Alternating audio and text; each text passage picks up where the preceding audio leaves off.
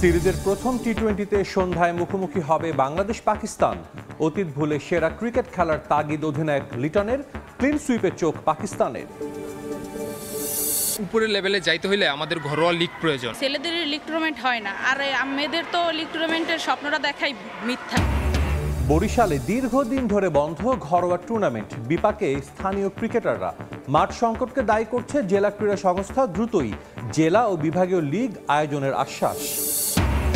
প্রবাসী ফুটবলাররা ক্যাম্পে ভালো করলে সুযোগ পাবেন জাতীয় দলে, বললেন তাবিথ আওয়াল।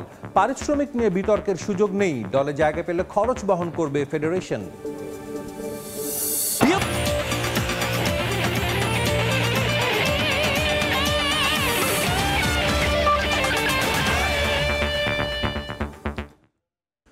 বিশ্বের নানা প্রান্তের খেলাধুলার খবর নিয়ে আমাদের নিয়মিত আয়োজন খেলার সময়, আর এই আয়োজনে আপনাদের সঙ্গে আছি আমি সাজিদ মুস্তাহিদ। শুরুতেই বাংলাদেশ পাকিস্তান টি-20 সিরিজের খবর। ধারাবাহিকতা প্রমাণের মঞ্চ তৈরি লিটন কুমার দাসের সামনে। শ্রীলঙ্কায় টি-20 সিরিজ জয়ের পর এবার পাকিস্তান বাধা। অতীত ভুলে সেরা ক্রিকেট খেলার তাগিদ দিলেন টাইগার অধিনায়ক। অন্যদিকে পরিসংখ্যানের হিসেব ধরে রেখে আরও একটা ক্লিন সুইপের চোখ পাকিস্তান ক্যাপ্টেনের। মিরপুরের প্রথম টি-20 শুরু আজ সন্ধ্যা 6টায়।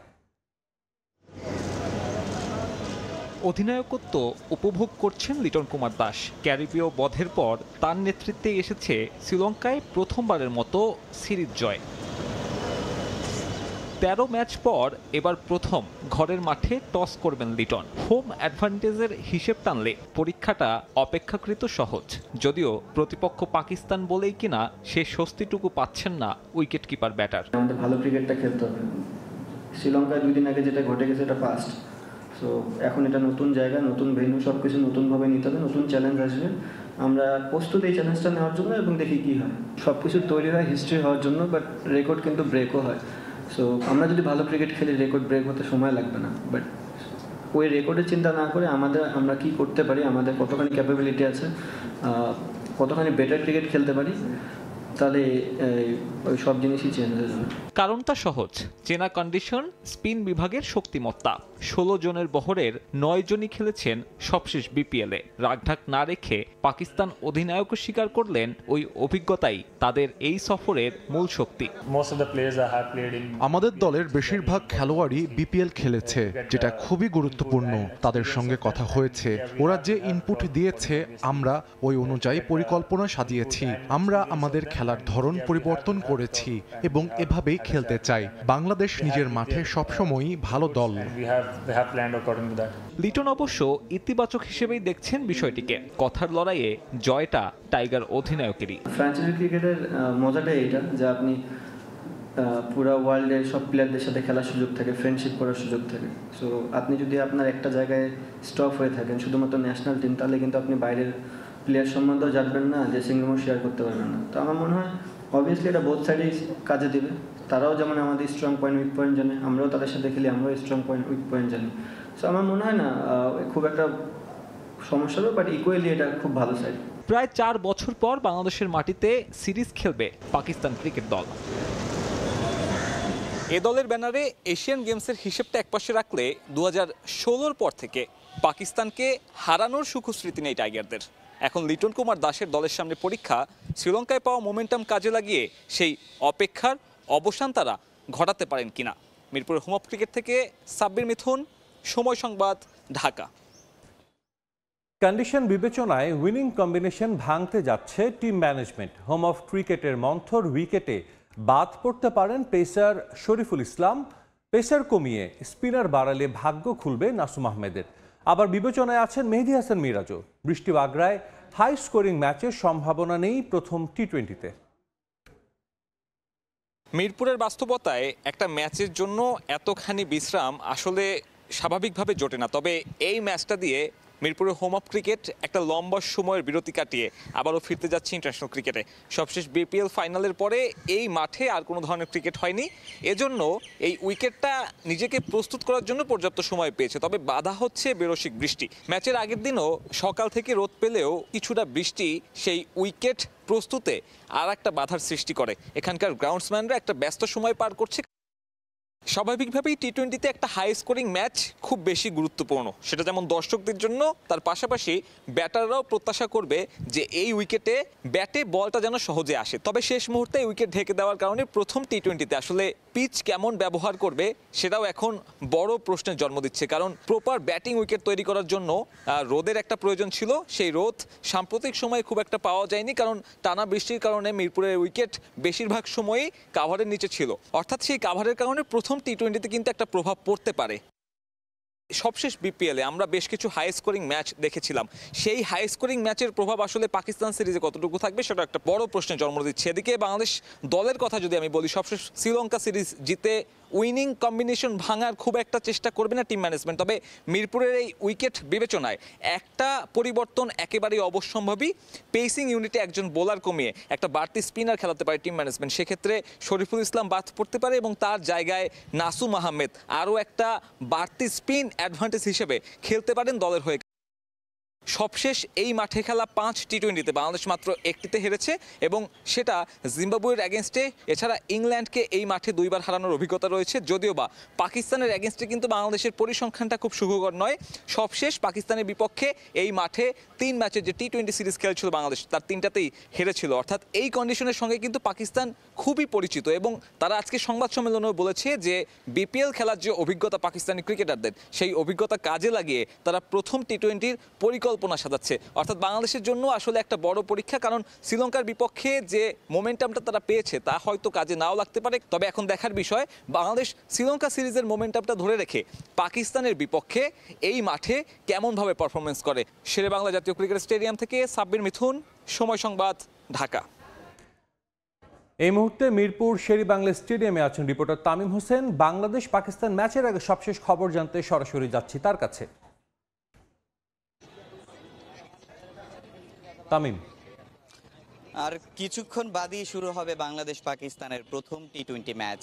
তবে একটা টিকিটের জন্য এখনো হন্যে হয়ে ঘুরছে অনেক মানুষ। আমরা যেমনটা জানি, বাংলাদেশের নিচু থেকে উঁচু শ্রেণীর প্রত্যেকটা মানুষই কিন্তু আসলে বাংলাদেশের ক্রিকেটটাকে অনেক বেশি পছন্দ করে। তবে বিসিবি কিন্তু প্রথমে ঘোষণা দিয়েছিল, সংবাদ সম্মেলনে আমাদেরকে জানিয়েছিলেন যে টিকিট যেগুলো অতিরিক্ত থাকবে, যেগুলো আর কি অবিকৃত থাকবে, এগুলো মিরপুরের ভূতে বিক্রি করা হবে। তবে হঠাৎ করেই একদিন আগে তারা একটা ঘোষণা দিয়েছে যে সব টিকিটই অনলাইনে বিক্রি করা হবে। তবে প্রশ্ন এখানে যে বাংলাদেশের সব মানুষ কিন্তু আসলে এই অনলাইনের সাথে অত বেশি জড়িত নয় এবং অনেকে এই বিষয়টা সম্পর্কে জানে না। তো আমরা দেখেছি যে আসলে সকাল থেকেই অনেক দর্শক এখানে এসেছেন এবং আসলে একটা টিকিটের জন্য তারা হন্য হয়ে ঘুরছেন। তো আমরা যদি এমনই দু একজনের সাথে কথা বলতে চাই যে আসলে তারা কখন এসেছেন এবং কখন এই টিকিটটি কেনার জন্য এসেছেন। আসলে ভাই, আপনারা কখন এসেছেন? আসলে টিকিট তো অনলাইনে বিক্রি হচ্ছে, তারপরে কেন আপনারা অফলাইনে কিনতে এসেছেন? ভাই, আমরা অনলাইনে কিনতে যাচ্ছি, যখন বিকাশ থেকে দিচ্ছে না, নগদ থেকে দিচ্ছে না, ব্যাংক অ্যাকাউন্ট থেকে দিচ্ছে। আমার বয়স 18 বছর, আমার কি ব্যাংক অ্যাকাউন্ট আছে? আমি টিকিট কিনবো? এখানে টিকিট পারতেছি, যে টিকিট 400 টাকা, ওই টিকিট বলতেছে 1200 টাকা, 1000 টাকা। তো আমি বিসিবিকে বলতে চাই যে আমরা সাধারণ মানুষ খেলা দেখতে আসি অনেক দূর থেকে, আমাদের সার্কিট থুয়ে যদি আমরা টিকিট না পাই তাহলে আমরা তো কষ্ট করে আসি কেন? সবারই তো ব্যাংক অ্যাকাউন্ট, সবার এখন 6 বছর বাচ্চা কি ব্যাংক অ্যাকাউন্ট হবে? যে আমি বিসিকে একটা অনুরোধ, যে আগে যাওয়া দুর্নীতি হয়েছে, এখন সব দুর্নীতি বাদ দিয়ে সুন্দরভাবে টিকিট দেখ, আমরা সুন্দরভাবে খেলা দেখি, বাংলাদেশ জিতো, আমরা বাংলাদেশে সাপোর্ট করি, এই জন্য এখানে আসলে 18 বছরের নিচেরও অনেক ছেলেমেয়েরা এখানে আসছেন এবং একটা ম্যাচের টিকিটের জন্য তারা একটা টিকিটের জন্য অপেক্ষা করছেন। তাদের কথা হলো যে আসলে তাদের কাছ থেকে জানতে চাইবো যে আসলে টিকিট নিয়ে তাদের আমি আমার বাসায় থেকে আমি প্রত্যেক 2-3 ধরে বারে আসি, টিকিট কোথাও পাই না, অনলাইনের সার্ভার ডাউন, কোনো ম্যাচ নর্মাল টিকিট নেই, খালি গ্র্যান্ড স্ট্যান্ডার্ডটা পাই আমি এদিকে। আর আমার কি এনআইডি কার্ড আছে যে আমি ওখান থেকে কিনবো? এনআইডি অথবা ব্যাংক কার্ড তো আমার নাই, তাহলে আমি কিনবো কোখান থেকে? গিয়া থেকে আসলে সেটাই, অনেক বাচ্চাদের কিন্তু মানে বাচ্চাদের এনআইডি কার্ড হবে না, এটাই স্বাভাবিক, কিন্তু তাদের কি খেলা দেখার অধিকার নেই? তারা আসলে সেটাই বলছেন যে একটা টিকিটের জন্য তারা অনেক দিন ধরেই ঘুরছেন, কিন্তু এনআইডি কার্ড নেই, তারা চাইলেও টিকিট নিতে পারছে না, বা পরিবারের সদস্যরাও ওইভাবে মাঠে এসে খেলা দেখার পক্ষে ছিল না, তাই তারা এখানে এসেছে মিরপুরের বুথ থেকে যদি একটা টিকিট নেওয়া যায়। কিন্তু আসলে মিরপুরের বুথে কোনো টিকিট নেই, তাই দর্শকদের মধ্যে কিন্তু একটা ক্ষোভ জন্ম নিয়েছে। তো মিরপুর শেরেবাংলা ক্রিকেট স্টেডিয়াম থেকে বাংলাদেশ পাকিস্তানের প্রথম টি-20 ম্যাচের দর্শক এবং টিকিট নিয়ে এই ছিল আমার কাছে সবশেষ তথ্য।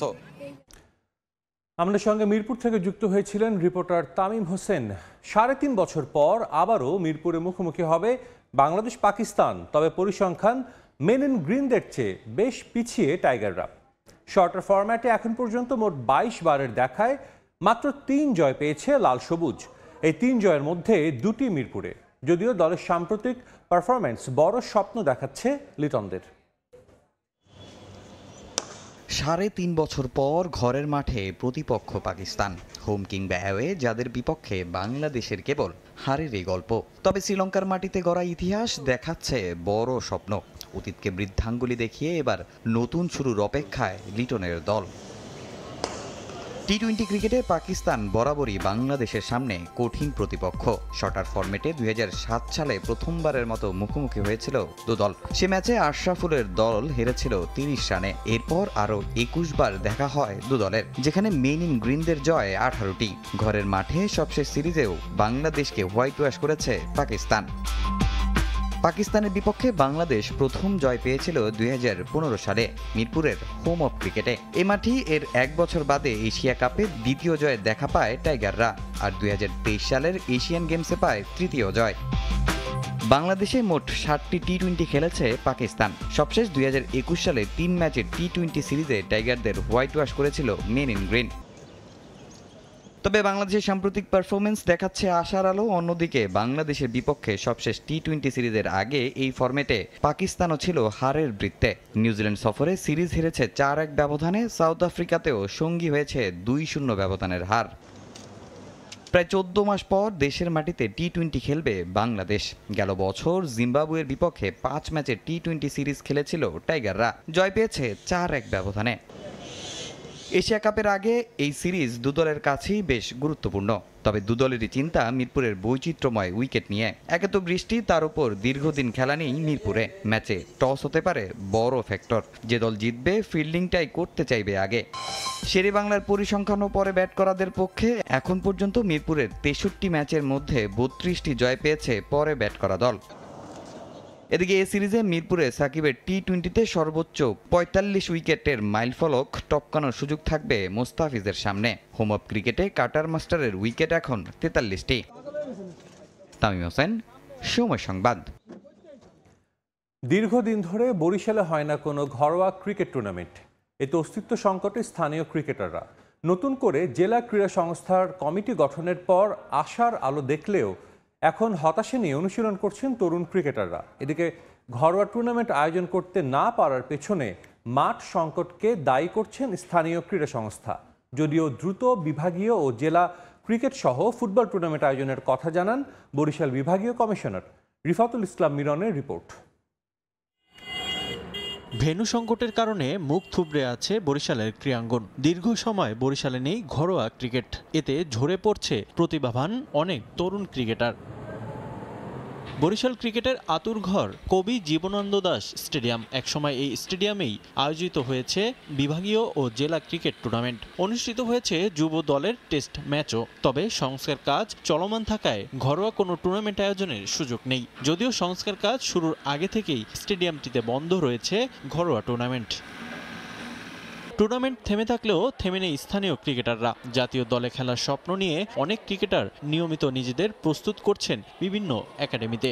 যদিও দিনের পর দিন অনুশীলন করে গেলেও মাঠে নিজেদের প্রমাণ করতে না পারার আক্ষেপে পড়ছেন ক্রিকেটাররা। বরিশালের ক্রিকেট ধ্বংস হওয়ার আগে ঘরোয়া টুর্নামেন্ট চান তারা।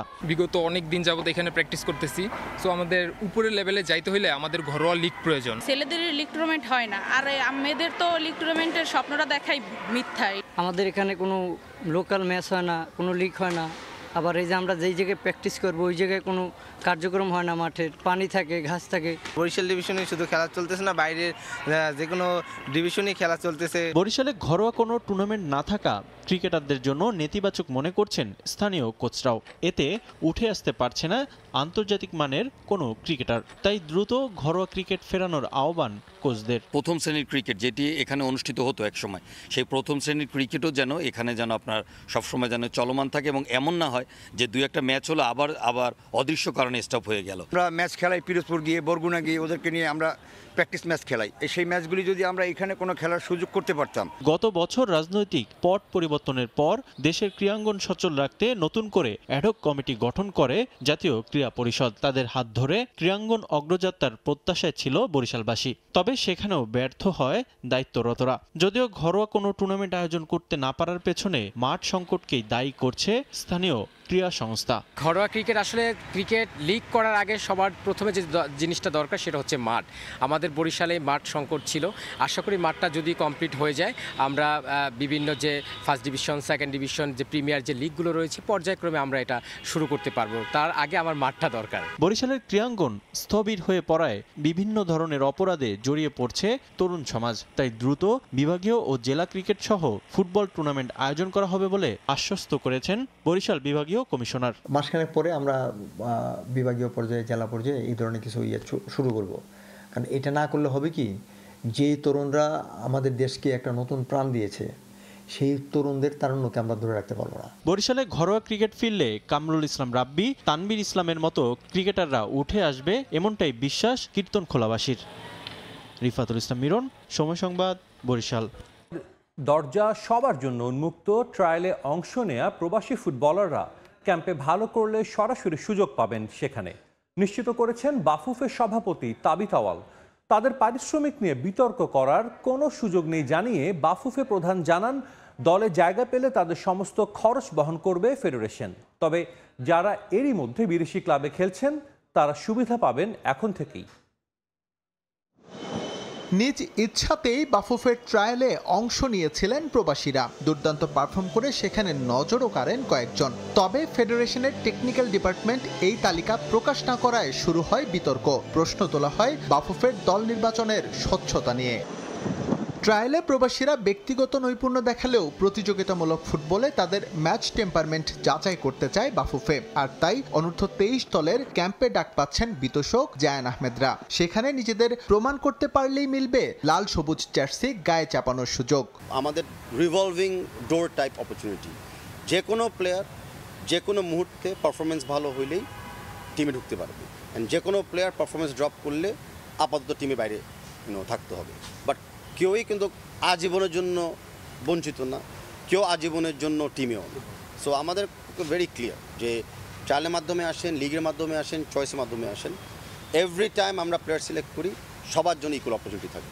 ইউরোপ, আমেরিকা থেকে বাংলাদেশে আসা প্রবাসীদের জন্য বেশ ব্যয় সাপেক্ষ। যারা প্রাথমিক দলের ক্যাম্পে ডাক পাচ্ছেন তাদের আবারও যেতে হচ্ছে সেই খরচের মধ্য দিয়ে। যে বিষয়টি নিয়ে সমালোচনা তৈরির চেষ্টা করছে একটি পক্ষ, যদিও এক্ষেত্রে একেবারে স্পষ্ট অবস্থানে বাফুফে প্রধান। একটা প্লেয়ার আসবে, সে আদৌ খেলতে পারবে না বা সে খেলা অবস্থায় সার্ভিস দেশকে দিতে পারবে না, তো দেশ কেন তার রিসোর্স এই প্লেয়ারের উপরে ব্যয় করবে? আমাদের পজিশন ভেরি ক্লিয়ার। আপনারা যখন আসবেন, যদি আপনারা সিলেক্টেড হন, যদি আপনারা খেলতে পারেন, রিএম্বার্সমেন্ট পেয়ে যাবেন। এর আগে কিন্তু ফাহমিদুলের ব্যাপারে একই জিনিস হয়েছিল। আর যে প্লেয়ার অলরেডি কোনো লিগে খেলছে, যে প্লেয়ার অলরেডি কোনো টিমের সাথে আছে, তাদেরকে আমরা কল আপ করতেছি, ওইটা তো ডেফিনেটলি ক্লাবের সাথে ওভাবে আমাদের চুক্তি হয় যে ওই প্লেয়ারের ইন্স্যুরেন্স, ট্রাভেল সব আমরা বহন করি। এবার একসঙ্গে শুরু হবে জাতীয় দল এবং অনূর্ধ্ব-23 দলের ক্যাম্প। আবাহনী এবং বসুন্ধরার ফুটবলারদের এএফসি চ্যালেঞ্জ লিগে খেলার বিষয়টি মাথায় রেখে যা শুরু হবে 13 আগস্ট। কন্ডিশন বিবেচনায় যা দেশের বাইরে শিফট করার পরিকল্পনা আছে বাফুফের। ন্যাশনাল টিমস আর আন্ডার-23 ক্যাম্প অফিসিয়ালি বেশিরভাগ প্লেয়ার জয়েন করবে অন 13th of August, কারণ অনেক প্লেয়ার বসুন্ধরা আর আবাহনীতে খেলছে। শিগগিরই জেনে যাব যে আন্ডার-23 স্কোয়াডটা আসলে কোন দেশে যায় ট্রেনিং করবে, কারণ বাংলাদেশের যে চলমান যে আবহাওয়া, বৃষ্টির পরিস্থিতি, এখানে আমরা ট্রেনিং করতে পারছি না। সো আমাদের আন্ডার-23 স্কোয়াডটাকে কোনো একটা জায়গায় নিয়ে যেতে হবে। বাফুফের রাডারে আছেন, কিন্তু এই দুই ক্লাবের বাইরে থাকা ফুটবলারদের ফিটনেস ক্যাম্প শুরু হবে 25 জুলাই থেকে। 25 জুলাই থেকে ফিটনেস রিজিমে রাখবে। এসএম ইকবাল, সময় সংবাদ, ঢাকা। স্বাগত খেলার সময়। রাজনৈতিক দ্বন্দ্বের জেরে এবার বাতিল হলো ওয়ার্ল্ড চ্যাম্পিয়নশিপ অফ লেজেন্ডস টুর্নামেন্টে ভারত পাকিস্তানের ম্যাচ। ইংল্যান্ডের এজবাস্টনে মেরিন গ্রিনের বিপক্ষে মাঠে নামতে অস্বীকৃতি জানায় টিম ইন্ডিয়ার সিনিয়র ক্রিকেটাররা। পেহেলগামে হামলার পর পাকিস্তানের বিপক্ষে আর কোনো ম্যাচ খেলবেন না বলে ঘোষণা দিয়েছিলেন শিখর ধাওয়ান। এবার মাঠে নামার আগে বেঁকে বসেন তারা, শেষ পর্যন্ত ম্যাচ বাতিল করতে বাধ্য হন আয়োজকরা।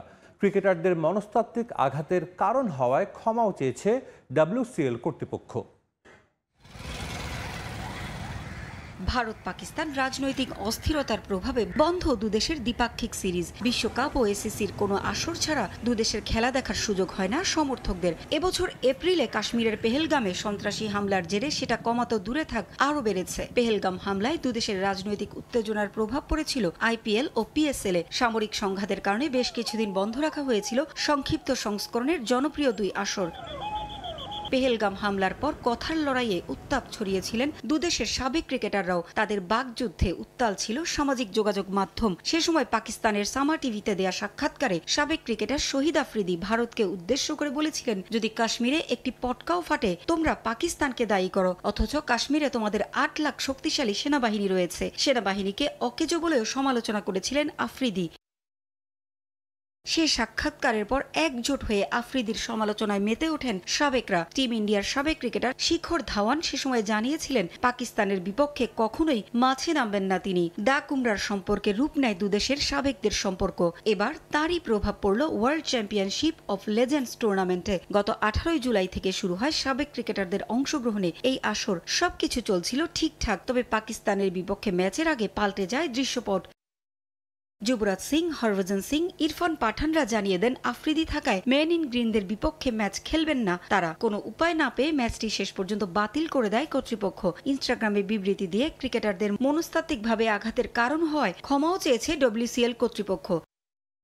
বিবৃতিতে তারা জানিয়েছে, WCL এ সবসময় ক্রিকেটকে লালন ও ভালোবাসার দৃষ্টিতে দেখা হয়। এখানে কেবল লক্ষ্য থাকে সমর্থকদের ভালো ও সুখী মুহূর্ত উপহার দেয়া। চলতি বছরে পাকিস্তান হকি দলের ভারত সফরের খবর পাওয়ার পাশাপাশি পরস্পরের সাম্প্রতিক ভলিবল ম্যাচ হয়েছিল। তখন WCL এও পাক ভারত ম্যাচ চালিয়ে যাওয়ার কথা ভাবা হয়েছিল।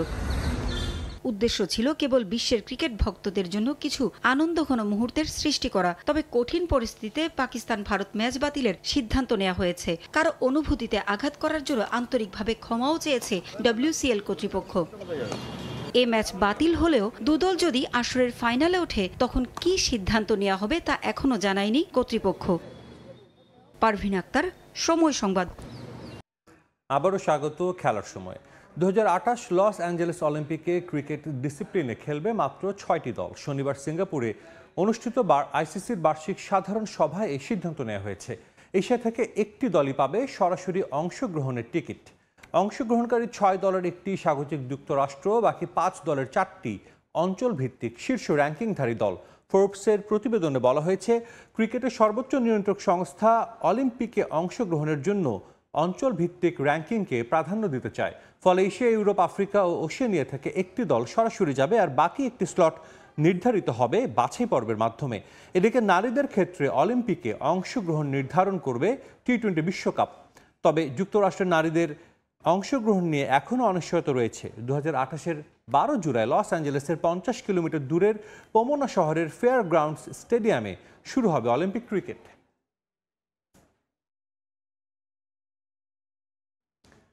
খেলার সময় শীর্ষ সংবাদগুলো জানিয়ে দিচ্ছে আরেকবার। সিরিজের প্রথম T20-তে সন্ধ্যায় মুখোমুখি হবে বাংলাদেশ পাকিস্তান। অতীত ভুলে সেরা ক্রিকেট খেলার তাগিদ অধিনায়ক লিটনের, ক্লিন সুইপে চোখ পাকিস্তানের। বরিশালে দীর্ঘদিন ধরে বন্ধ ঘরোয়া টুর্নামেন্ট। বিপাকে স্থানীয় ক্রিকেটাররা। মাঠ সংকটকে দায়ী করছে জেলা ক্রীড়া সংস্থা। দ্রুতই জেলা ও বিভাগীয় লিগ আয়োজনের আশ্বাস। এবং প্রবাসী ফুটবলাররা ক্যাম্পে ভালো করলে সুযোগ পাবেন জাতীয় দলে, বললেন তাবিথ আওয়াল। পারিশ্রমিক নিয়ে বিতর্কের সুযোগ নেই, দলে জায়গা পেলে খরচ বহন করবে ফেডারেশন।